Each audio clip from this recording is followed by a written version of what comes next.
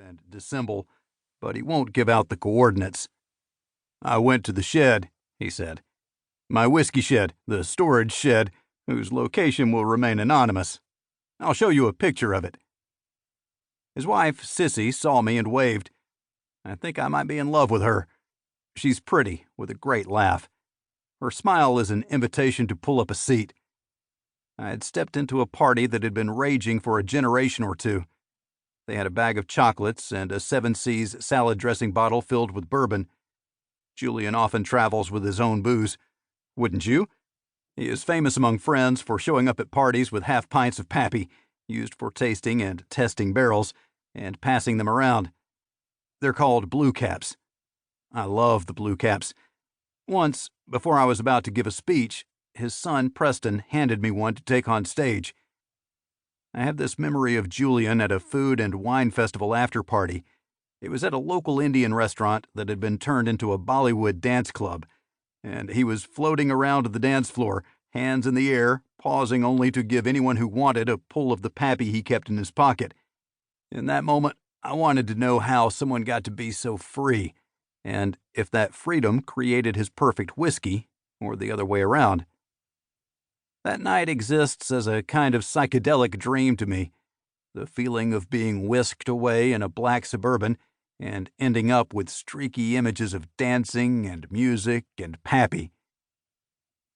Julian looks more and more like Pappy every day. He's got a silver cuff of hair around his bald head and is quick with a joke, usually on himself.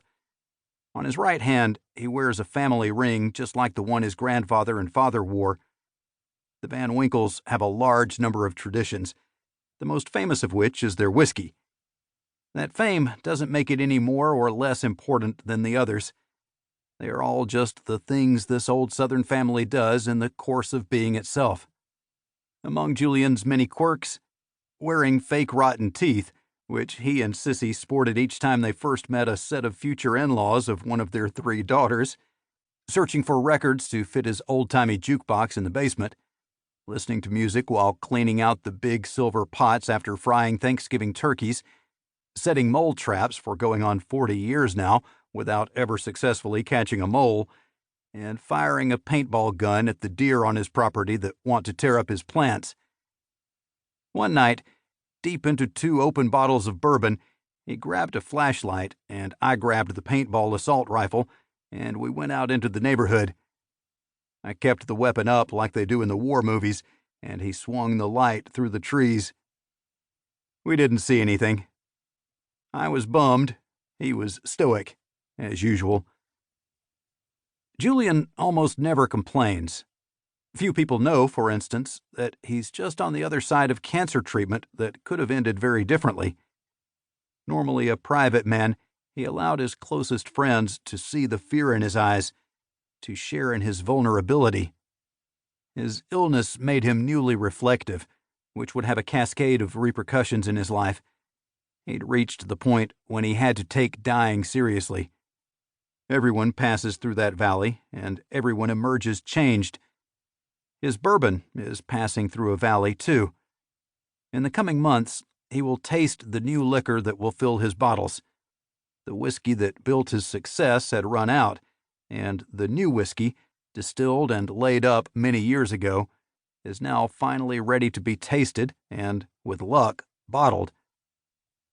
I would come to appreciate the challenge of dealing with market trends when your product gets made as many as 25 years in the past. When I met Julian, this is what loomed largest. Soon it would be time for him to test the first ever Pappy Van Winkle's Family Reserve made from whiskey distilled by his partner Buffalo Trace. Whiskey is marketed as an antidote to change, so the magic is especially vulnerable during times of transition.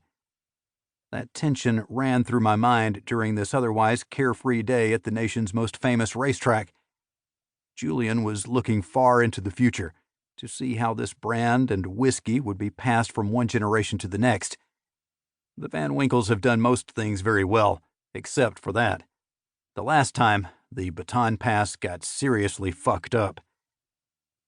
But on this afternoon, Julian was in good humor, passing around whiskey, cracking jokes, waiting on the bugle to blow, being Julian Van Winkle.